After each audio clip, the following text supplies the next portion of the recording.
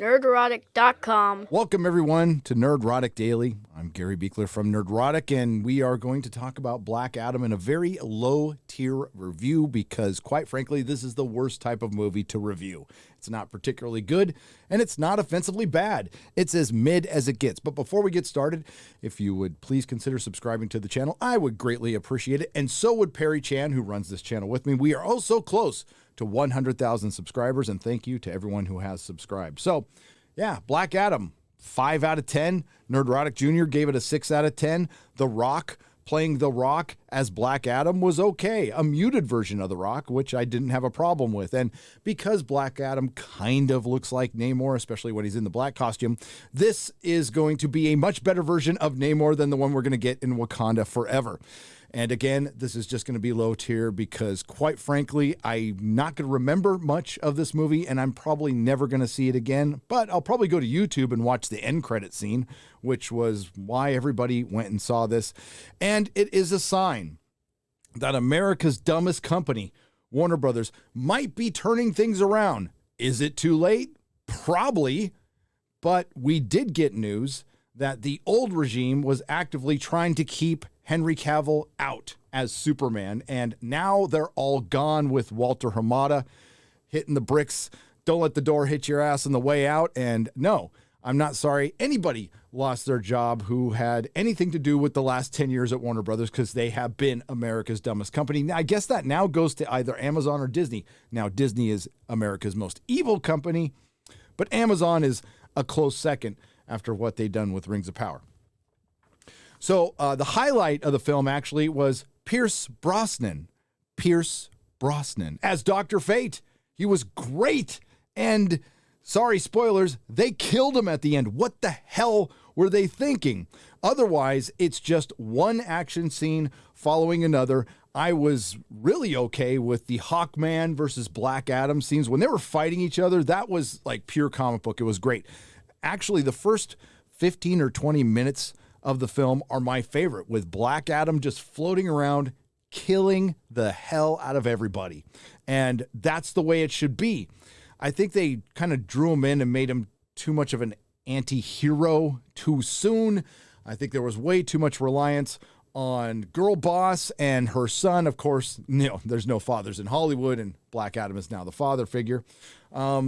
Didn't mind the origin being kind of a flashback. I think that kind of worked for me. Sorry, the kid actor was probably the weakest link in it. There's not much to mention when it comes to Atom Smasher or Cyclone. They were just kind of there as window dressing.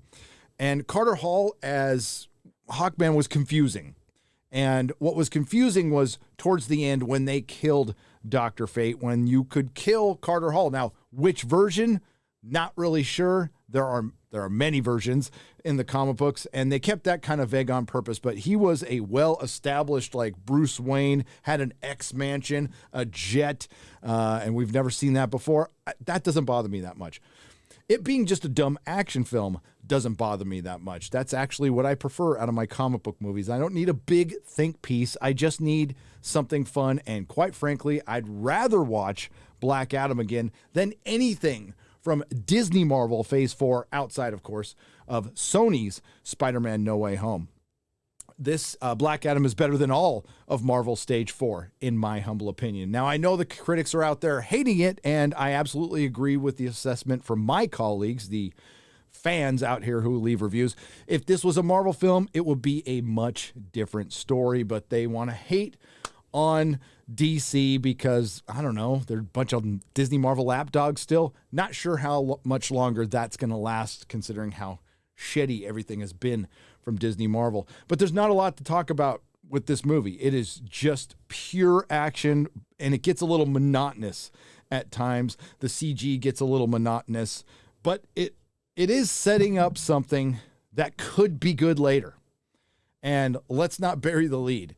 Henry Cavill coming back with the John Williams theme and the curl and the proper looking costume was epic. It was absolutely epic. It was worth waiting for. I'll probably watch that scene again and again. I just hope they don't take 2-3 years to get things going, because I don't know if they have that kind of time.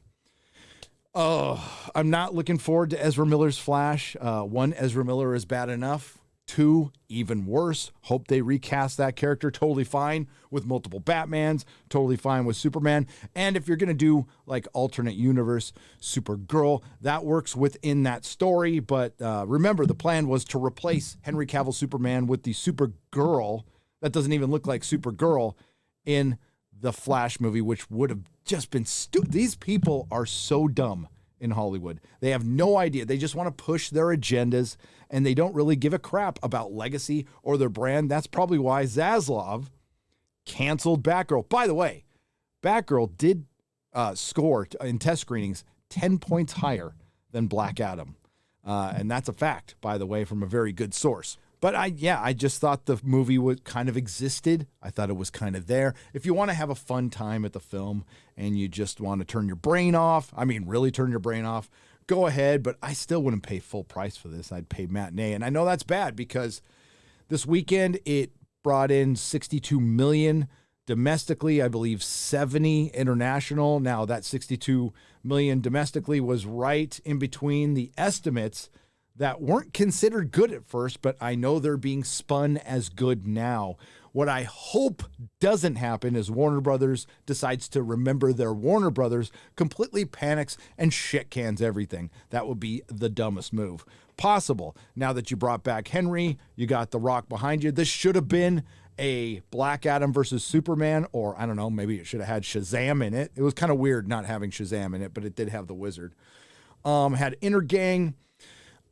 There was absolutely some agenda, especially a lot of talk of colonialism over and over again, which was really on the nose. But after that, it just turned into an action fest, which I didn't have a problem with. As far as Sabak, the villain, it kind of, the CG wasn't that great. And yeah, some dumb decisions towards the end, including killing Dr. Fate, the best thing in your movie. Now, it's comic books. You can bring him back. I guess it depends if Pierce wants to come back or not. I hope so, because that's something I didn't think you could pull off, was a proper Dr. Fate, but they did, and I'm very happy about it. So, again, 5 out of 10 movie, so I'm not going to do a full breakdown of this because I just don't feel like I need to. But if you enjoyed it, I hope you did. There wasn't anything awful. There wasn't anything good, but I do think, I mean, aside from that post-credit scene, of course, and you know, would it kill you to make the fans happy? It seems like it would. And now look at how happy they are. And maybe you just take your lumps financially on this one, Warner Brothers, but you have laid the groundwork to later on, if you get your shit together, beat Marvel, because you have 2 things Marvel, well, you have 3 things Marvel doesn't have: Superman, Batman, and Wonder Woman. You have your holy trinity right there. Use them. Use them often, like kind of like you do in the comic books by making everything Batman. Actually, you need to kind of dial that back a little bit. Oh, and dial back the turning every character gay thing in the comic books. As a matter of fact, just shit can the comic books right now. That'd probably be your best move. Or let Todd McFarlane run DC. But I digress. I have live streams to do. This is just supposed to be a short, low-tier video. Thanks for watching. And again, if you haven't subscribed yet, please consider doing so, because Perry, if we get it, Perry's going to get the YouTube play button. And we both thank you. Have a great day. Nerdrotic.com. Please subscribe.